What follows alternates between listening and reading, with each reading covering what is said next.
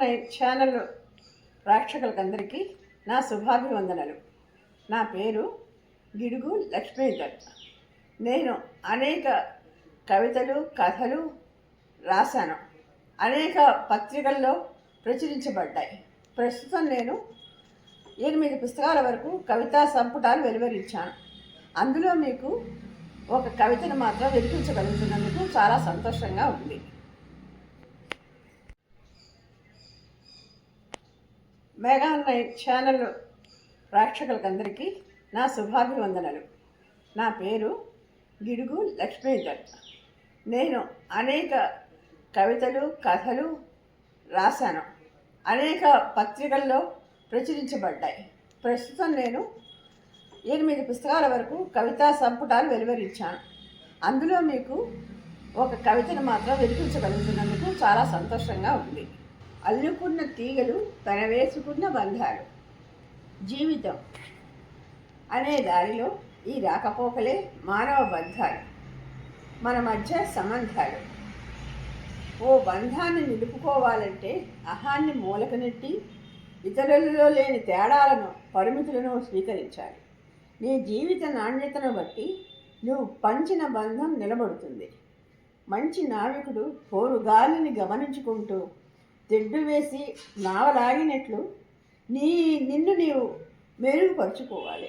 నీతో ఉన్నప్పుడు ఎంతో ఆనందంగా ఆహ్లాదంగా ఉంటుందని వాళ్ళు అనుకుంటే నీవు అందించిన అందమైన బంధం సుమనోహరం అని అర్థమవుతుంది. నిన్న వదిలిపెట్టాలి. ఇక్కడ తప్పింది, కొద్దిగా మళ్ళీ సరిచేసుకోవాలి. నిన్న వదిలిపెట్టాలి. నిన్నటి పొరపాట్లను, తప్పులను ఈరోజు వెతుక్కోకూడదు. ఎవరికి ఏమని చూపించే పని లేదు. నీ బంధం కోసం నిన్నను రేపుకు తీసుకురావద్దు. చేతి వేళ చిగురింతల్లా ఒంటరి గడియలు గడుపుతూ నిశ్శబ్దంలో ఉన్న నా కోసం నువ్వు ఉన్నావని నీ మువ్వల సవ్వడి చెప్పకనే చెప్పింది. ఏదో అల్లడి రేపింది. నా కోసం నువ్వు జలతారు మెట్ల మీదుగా దిగి వస్తూ ఉంటే నా కనురెప్పలపై నువ్వు రూపు దిద్దుకుంటోంది. వెన్నెలలా నా ఒడిలోకి నీవు వచ్చినప్పుడు నీ కళ్ళు నా లోతుల్ని ఎలా వెతుకుతాయో నాకు తెలుసు. నా మనసు ఉడిగే దారపోగుల్ని నీ కళ్ళు ఎంత జాగ్రత్తగా ఏరుకుంటాయో నాకు తెలుసు. కాంతి రేఖల్ని పోగేసుకుంటూ నా ప్రేమ సముద్రంలోకి దూకు వెళ్ళే ఆ కళ్ళు ఎన్ని సంకేతాలు ఇస్తాయో నాకు తెలుసు. గుండె నిండా తొలికిసలాడే నీ రూపు నా రాకకై నీ చూపులను రహదారిలా పరిచే ఈ సౌమ్యంలోనే నా గగనం ఉందని తెలుసు. నీవు నిలిచిన చోటే నా నిత్య వసంతం. నీ నిలువెత్తు చిరునవ్వే నా జీవిత చిరునామా. నీవు ఉన్నప్పుడే ఈ వెన్నెల వాడలో విహారం సఖి. మూడో ధాము రానీకు సుమా, నీవు నేను చేతివేళ చిగురింతలం. కొత్త జంట భార్యాభర్తలు ఏ విధంగా ఉంటుంది? భార్య ఏ రకంగా ఉండాలి, భర్త ఏ రకంగా ఉండాలి? భార్యాభర్తలంటే పెళ్ళనే బంధంతో ఒకే కమ్మపై వాలిన జంట పక్షులు. ఆ రెండు ఎంత అన్యోన్యంగా ఉంటే వాళ్ళ భావి జీవితం కూడా అంత మనోహరంగా ఉంటుంది. భార్య అంటే తమాషా కాదు. భార్యని భర్త అనేవాడు కంటికి రెప్పలా కాపాడుకోగలగాలి. ఆమె కోసం తను టైం కేటాయించగలగాలి. ఆమె ఏం చేసింది, ఎలా ఉందని రాగానే, ఆఫీస్ నుంచి రాగానే అయితే, ఇంటికి రాగానే అయితేనే పలకరించి నువ్వేం చేసావు, వాడు ఎలా ఉన్నావు, వాళ్ళ డే ఎలా నీకు గడిచిందని అతి మృదువుగా మాట్లాడగలగాలి. ఆమె కూడా అంతే. ఆమెకి ఒక బాధ్యత ఉంటుంది. అలసి సొలిసి వచ్చిన భర్తకి ముందు రాగానే మంచినీళ్ళు ఇవ్వడం. అయ్యో ఇవాళ ఎలా అయిందండి, ఆఫీస్లో అంతా వర్క్ అది బాగుందా, ఏమైనా టెన్షన్లు అవి పడ్డారా, ముందుగా కాఫీ తాగండి అని మృదువుగా హ్యాపీగా మాట్లాడుకుంటే అతను అలసిపోయిన క్షణాన్ని మర్చిపోయి భార్య పలకరింపులో ఓ పులకరింత చోటు చేసుకుంటుంది. అలా భార్యాభర్తలంటే ఒకరికొకరు క్షేమ సమాచారాలు కనుక్కుంటూ ఒకరికొకరు ఆసరా అవుతూ వాళ్ళే చిన్న గూటిల్లో పక్షుల కిచకిచల్లాగా నిర్మించుకోగలగాలి. పక్షులంటే ఆ రెండు ఉన్న పక్షులు మనం ఎక్కడా చూస్తుంటాం. వాటి మధ్య ఉండే అన్యోన్యత, వాటి మధ్య ఉండే ఆ రెపరెపలు అది చూస్తూ ఉంటే అర్థమవుతుంది. అంతేగాని ఏదో ఒకటి పొడుచుకుంటాయని అనుకోవడం కాదు. ఇక్కడ ఆ పక్షుల మధ్య ఉండే ఇంటిమెసీ, ఆ ఇంటిమెసీని మనం గమనించగలిగితే భార్యాభర్తల మధ్య ఇంటిమెసీ కూడా అంత అందంగా ఉంటుంది. రాగానే ఆమె గమనించాలి, అతను రాగానే ఆమెని గమనించుకోవాలి. అయ్యో వాడు ఎలా ఉంది, నీకు డే అంతా బాగున్నా, ఏమైనా డ్రెస్ ఫీల్ అయ్యావా, పని ఎలా ఉంది, డ్రెస్ తీసుకున్నావా, ఇలా మృదువుగా అయ్యో నా కోసం ఆయన ఎంత శ్రద్ధ తీసుకున్నారనే భావన ఆవిడలో రకమైన పొలకింత రేపుతుంది.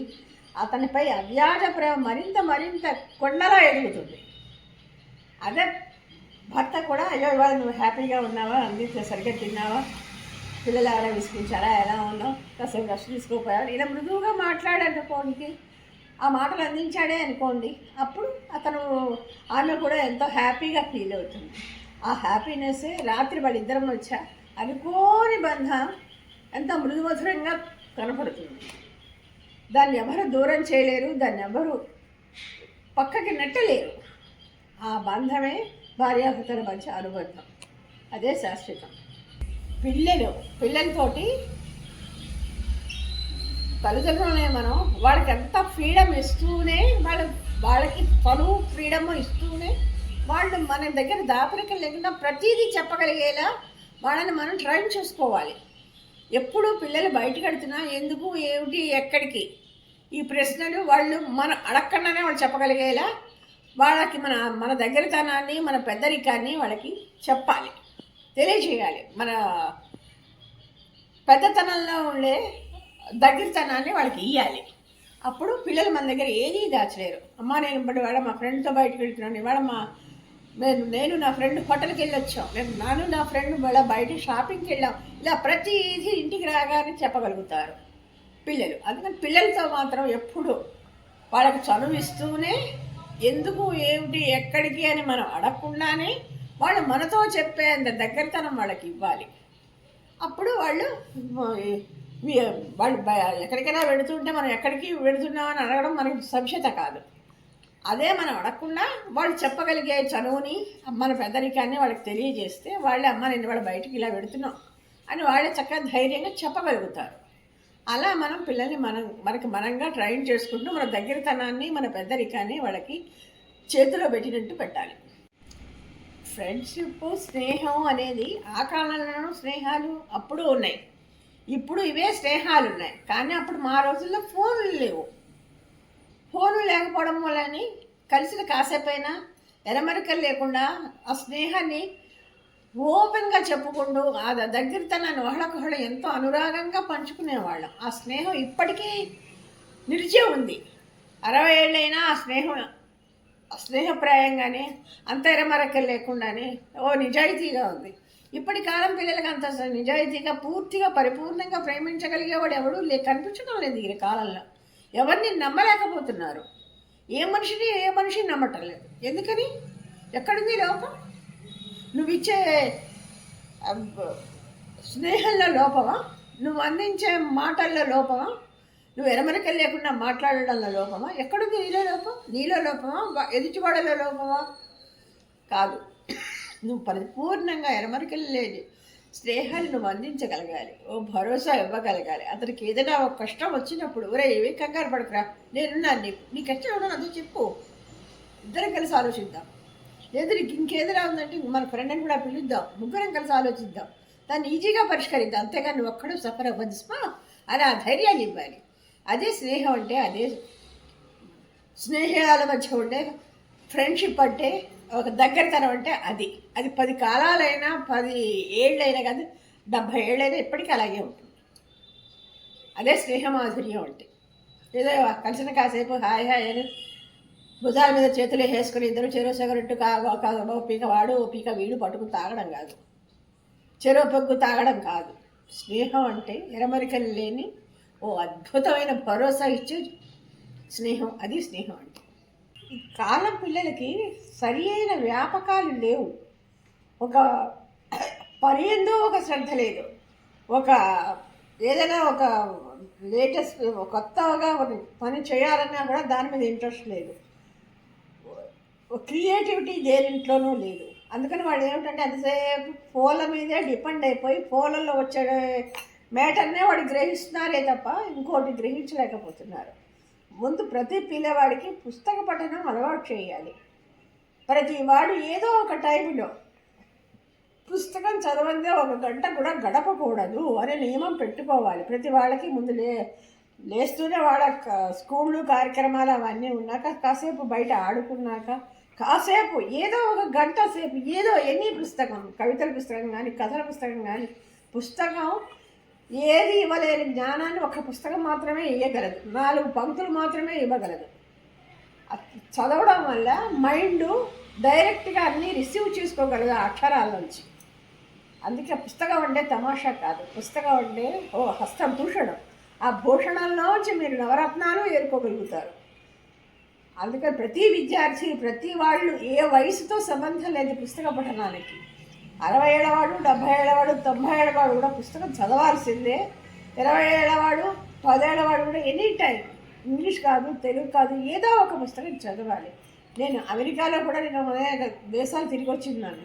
అమెరికాలో కూడా ప్రతి చిన్న పిల్లాడికి కూడా చిన్న తొట్లో పడుకోబెట్టినా కూడా వాడికి ఆల్ఫాబెట్స్ పుస్తకం చదివిస్తారు. ఆ ఆల్ఫాబెట్స్ చూస్తూనే వాడు షాపింగ్ అంతా వాళ్ళ అమ్మతో చేస్తాడు. అంతే తప్ప పుస్తకం లేకుండా వాడు ఉండడు. అంత పుస్తకం అక్కడ వాళ్ళు అలవాటు చేస్తారు. అక్కడ రాత్రి కంపల్సరీ పుస్తక పఠనం కంపల్సరీ చేస్తారు వాళ్ళు. ఎందుకంటే పుస్తకం చదవడం చాలా ముఖ్యం. ఇక్కడ మన వాళ్ళు ఎవరు అలవాటు చేస్తున్నారు పుస్తకం చదవమని? ఏ పుస్తకాలు చేతికిస్తున్నారు? ఏ లైబ్రరీకి వెళ్ళమని ప్రోత్సహిస్తున్నారు? ఎక్కడుంది ప్రోత్సాహం? కాకపోతే తల్లిదండ్రుల్లోనే ఇక్కడ లోపం. వాళ్ళు చదవరు, పిల్లల్ని చదివించారు. వాళ్ళు చదువుతున్నప్పుడు నువ్వు కూడా ఓ పుస్తకం తీసుకుని రాత్రి టైంలో పడుకునే టైంలో అందరూ తలో పుస్తకం తీసి చదువుకోవడంలో ఎంత హ్యాపీ ఉంది. ఓ చిన్న నవల పుస్తకం, ఓ చిన్న కవితల పుస్తకం, ఓ చిన్న ఏదైనా కథల, కాకపోతే ఇంకేదైనా చిన్న శ్లోకాల పుస్తకం, ఏది ఎవరికి నచ్చిన పుస్తకం వాళ్ళు. నువ్వు తల్లిదండ్రులుగా మీరు చదువుకుంటూ పిల్లలు ఏం చదువుతున్నాను వాళ్ళని కూడా వాళ్ళు లుక్కేసి చూస్తూ ఉంటే వాళ్ళకి చదవడం అనేది ఒక హ్యాబిట్గా మారదు. అది మీరు మన తల్లిదండ్రులే అలవాటు చేయాలి వాళ్ళకి. అంటే ఫ్యామిలీలోనే లోపాలు ఉంటున్నాయి. ఇప్పుడు ఫ్యామిలీలు అంటే ఏదో వండేయడం, తినేయడం, పడుకోవడం, సాయంకాలం రాత్రి అయ్యడం, టీవీలు చూడడం, సీరియల్ చూడడం, వీటితోనే గడిచిపోతుంది. మా వాళ్ళు సీరియల్ వార్తలు చూడడం ఇలాంటివి అయిపోతుంది. అంతేగాని అయ్యో పిల్లలు ఏం చదువుతున్నారు, వాళ్ళు ఏం తిన్నారు, వాళ్ళ హోంవర్క్ అయిందా లేదా, ఇవన్నీ ఒక కన్ను వాళ్ళ మీద వెయ్యాలి. వేసిన తర్వాత అంతా అయిపోయాక ఏదో సామాన్యమైన మంచం మీద చేరేటప్పటికి వాళ్ళ పక్క మీదకి చేరేటప్పటికి ఏదో ఒక చిన్న పుస్తకం చదువుతూ పడుకోవడంలో ఎంతో హాయి ఉంది. ఆ ప్రతి అక్షరం మన మైండ్లోకి అబ్జర్వ్ అయిపోయి కొన్ని ఏది చేయలేని మ్యాటర్ అంతా వాళ్ళ బుర్రలోకి గుంజుకుంటుంది. ప్రతి అక్షరం వాళ్ళ మీద ప్రభావం చూపిస్తుంది. అక్షరం అంటే తమాషా కాదు. చిన్న సింధు అంత అక్షరం, సింధువులాగా సముద్రం అంత ఈ మ్యాటర్ని సముద్రం అంత ఆసక్తిని కలగజేసి అంత సూటబుల్ సింధు అంత అక్షరం ఎంతో సముద్రం అంత అర్థాన్ని ఇస్తుంది. ఏదైనా ఒడిదుడుకులు వచ్చినప్పుడు ధైర్యంగా నిలబడగలగడం ప్రతి మనిషికి అలవాటు చేసుకోవాలి. ఎందుకంటే అనేక ఒడిదుడుకులు వస్తాయి. ఇప్పుడు రోడ్డు మీద వెళ్తాం, చిన్న యాక్సిడెంట్ జరుగుతుంది, లేచి నిలబడతాం, సైకిల్ తొక్కుతూ ఉంటాం, పడిపోతాం, మళ్ళీ నిలబడి సైకిల్ తొక్కడానికి ప్రయత్నిస్తాం. అలాగే ప్రతిదానికి ప్రయత్నం ఉండాలే కానీ ఏదో ఒకసారి ఫెయిల్ అయిపోయామని ఆత్మహత్యలు చేసుకోవడం, లవ్ ఫెయిలియర్ అయిపోయిందని ఆత్మహత్యలు చేసుకోవడం ఇవన్నీ చాలా తప్పు. జీవితం అనేది ఒక అమృత వరం లాంటిది. ఆ జీవితాన్ని అనేక రకాలుగా పండించుకోగలగాలే కానీ ఏదో చిన్న ఫెయిల్యూర్స్ వచ్చాయని జీవితాన్ని ఖతం చేసుకోగలగడం, ఆత్మహత్యల దాకా వెళ్ళగలగడం, ఆలోచించడం అనేది చాలా తప్పు. జీవితం అనేది భగవంతుడు ఇచ్చిన ఒక వరం లాంటిది. దాన్ని నువ్వు అన్ని రకాలుగాను నువ్వు పండించుకోగలగాలి. ఇవాళ ఒకటి నీకు ఫెయిల్యూర్ అవ్వచ్చు, కానీ ఇంకో తలుపు నీకోసం ఎప్పుడూ తెరుచుకునే ఉంటుంది. ఒక తలుపు ఎప్పుడైతే మూసేసుకుందో ఇంకో తలుపు ఖచ్చితంగా నీకోసం తెరిచి ఉంటుంది. దాన్ని నేను ఎప్పుడు లోపలికి ఆహ్వానిస్తూనే ఉంటుంది. నీ భవిష్యత్తు అక్కడ ఉంటుంది.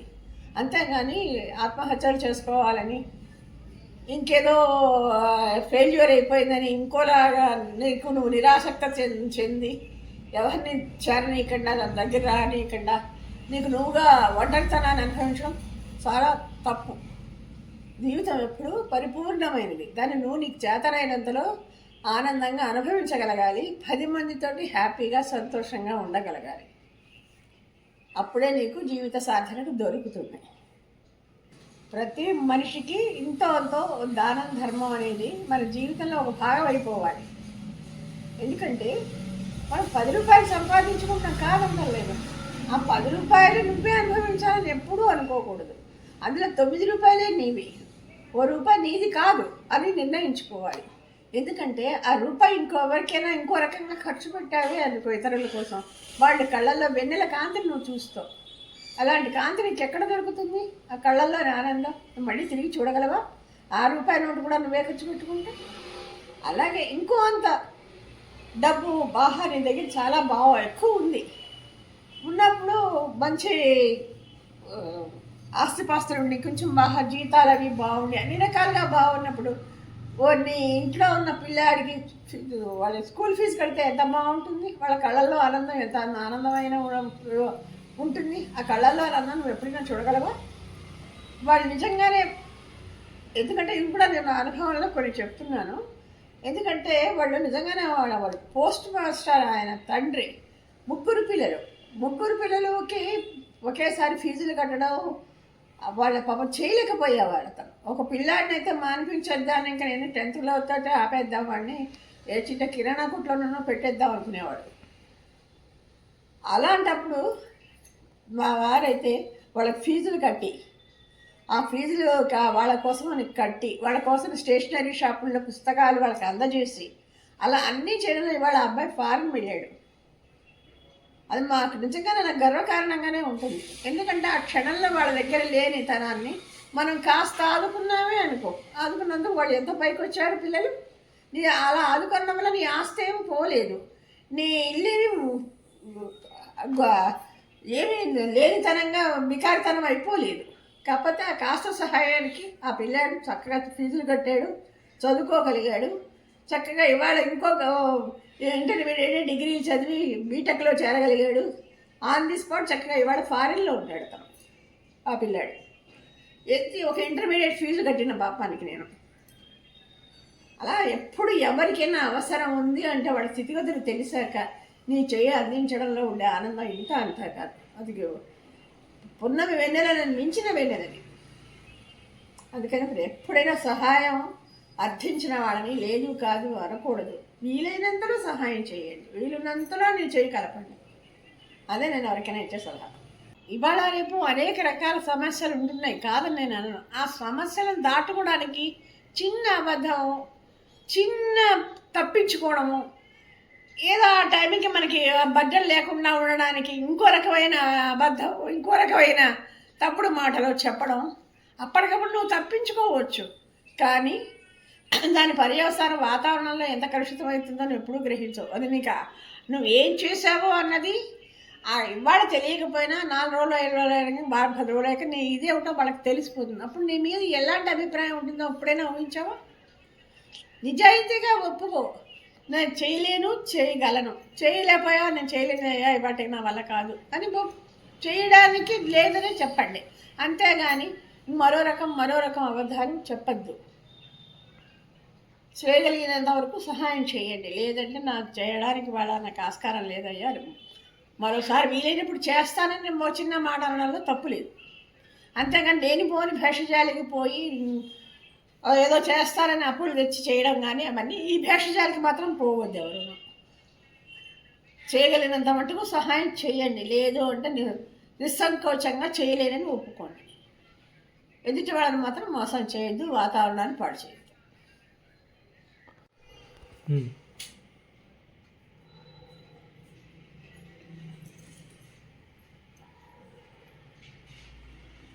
ప్రతి ఇంట్లోనూ పెద్దవాళ్ళు ఉండడం చాలా సహజం.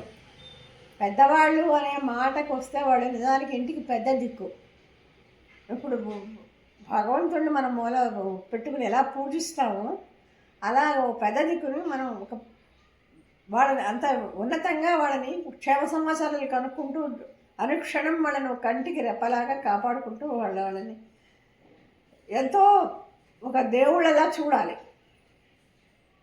వాళ్ళని చూడడం వల్ల ఏమిటంటే వాళ్ళ పెద్దరికాన్ని మనకి ఛాయ నీడ మన మీద పడుతుంది. వాళ్ళు చెప్పే మాటలు ఏమిటి, వాళ్ళు చెప్పే పద్ధతులు ఏమిటి, ఆ కాలంలో వాళ్ళు మేము ఇలా ఉన్నామంటే నిజమే ఆ కాలంలో అలా ఉన్నారు కాబట్టి ఈ కాలంలో మనకి ఆ కాలంలో వాళ్ళు అలా ఉన్నారు అంటే మన జనరేషన్ ఇవాళ ఇప్పటికీ ఇంత ఆరోగ్యంగా ఉన్నాం. మనకి ఈ పద్ధతులన్నీ తెలిసాయి. మనకు ఒక పడికట్టు పద్ధతులు, ఒక పడికట్టు నియమాలు అన్నీ మనకంటూ ఒకటి ఆ రోజుల్లోనే మన కోసమని కేటాయించారు. ఇప్పుడు అది కుడి ఎడమ నీకు ఎలా తెలుస్తుంది? పెద్దవాళ్ళు చెప్పబట్టే కదా. ఇది కుడి చెయ్య, ఇది ఎడం చెయ్యాలని, కుడి చేత్తో అన్నం తినాలని, ఎడం చేత్తో ముడి కొడుకోవాలని ఎవరు చెప్పారు? అది పెద్దవాళ్ళ నుంచి వచ్చిందే కదా. ఇప్పుడు ఎన్నాళ్ళ బట్టి మనకి ఒక పడికట్టుగా ఒక ఒక ఒక జీవితాన్ని ఒక ప్లాన్డ్గా ఆహార విహారాల దగ్గర నుంచి ఒక పద్ధతిగా మనకి వాళ్ళు నేర్పబట్టి ఆ రకమైన పడికట్టుతనం ఇప్పటికీ మనం అలాగే దాన్ని అనుసరిస్తున్నాం. ఆ పెద్దవాళ్ళ నుంచి వచ్చిందే ఇవాళ ఈ జీవితానికి డిజైన్ చేయడం. ఇవాళ పొద్దున్నే లేవడం, పొద్దున్నే ఓ టిఫిన్ అని, ఓ తాగడం అని, తర్వాత టిఫిన్ తర్వాత వంట అని, వంట తర్వాత మధ్యాహ్నం హాయిగా భోజనం చేయడం, రాత్రి భోజనం చేయడం, ఇలా ఒక పద్ధతి. ఈ పద్ధతి లేకుండా ఎగుడు తినేసి ఎక్కడ పడితే అక్కడ వెళ్ళిపోయి అది కాదు కదా జీవితం. ఓ జీవితం కూడా ఒక క్రమ పద్ధతిలో ఉన్నప్పుడే ఆరోగ్య సౌభాగ్యాలు నిన్ను వరిస్తాయి. లేకపోతే నువ్వు ఎప్పుడు పడితే అప్పుడు తినేసి, ఎప్పుడు పడితే అప్పుడు పడుకుని, ఎప్పుడు పడితే అప్పుడు వేస్తే నీ ఆరోగ్యం ఏం కాదు. నీ ఆరోగ్యం అలా ఉండాలి అంటే నీకు పెద్దవాళ్ళు నీకు ఇవన్నీ చెప్పినవే కదా. చక్కగా వేళకు తినాలి, వేళకు పడుకోవాలి, పొద్దున్నే లేస్తూనే ఏదో పాలు అవి తాగాలని, ఆ తర్వాత ఏదో మంచి టిఫిన్ అవి తినాలని, ఆ తర్వాత మధ్యాహ్నం భోజనం అని, ఇలా నీకు ఒక పడుకట్టు పద్ధతులు ప్రతిదీ నీకు నేర్పి నిన్ను ఒక డిజైన్ లాగా తీర్చిదిద్దారు. ఆ దిద్దడమే ఆ పెద్దవాళ్ళ నుంచి వచ్చిన పరంపర. ఆ పరంపరని మనం కూలదోసుకోకూడదు. వాళ్ళ పెద్దవాళ్ళ మాట చద్దిమూట అంటారు. ఎందుకంటే ఇందుకి ఆ పెద్దవాళ్ళని చక్కగా చూసుకుంటూ వాళ్ళు చెప్పింది అన్ని విధాలు ఆలోచించగలగాలి. వాళ్ళకి చెప్పే మాటలు ఏమిటి అని. ఒరే సరిగ్గా నుంచోరా, సరిగ్గా పడుకోరా, సరిగ్గా పరిగెట్టకురా అంటే పరిగెడితే గబగబా పరిగెడుతూ ఉంటే పడిపోతారని భయం. ఆ పరిగెడితే ఒక భయం, ఒక మాట అక్కడ అడ్డం పెట్టారనుకోండి వాడు ఆలోచిస్తాడు. అయ్యా అమ్మ చెప్పింది మనం పరిగెట్టకూడదు, కాస్త విధంగా ఒకసారి నా బుర్రలోకి ఆ మాట పెడుతుంది వాడికి. కాబట్టి పెద్దవాళ్ళు ఎప్పుడు వాళ్ళు చెప్పే మాటలు ఎప్పుడు అనుసరణీయమే, ఆచరణీయమే. వాళ్ళ మాటలు ఎప్పుడు వింటూనే ఉండాలి, వాళ్ళ మీద ఒక కన్ను వేస్తూనే ఉండాలి. ఇప్పటికీ మా ఇంట్లో నా పిల్లలు, నా మనవలు, నా వాడు నా మాటను ఎవ్వరూ జవదాటారు.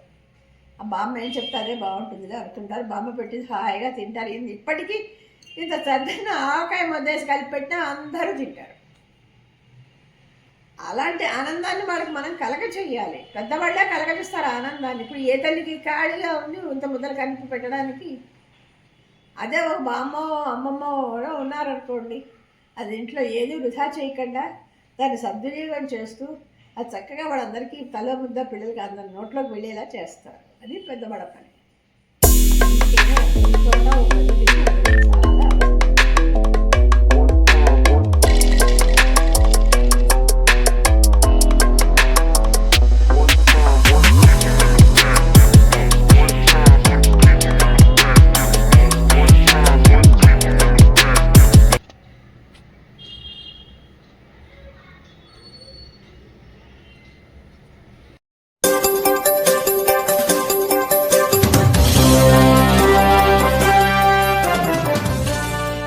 పల్లె మూన చంద్ర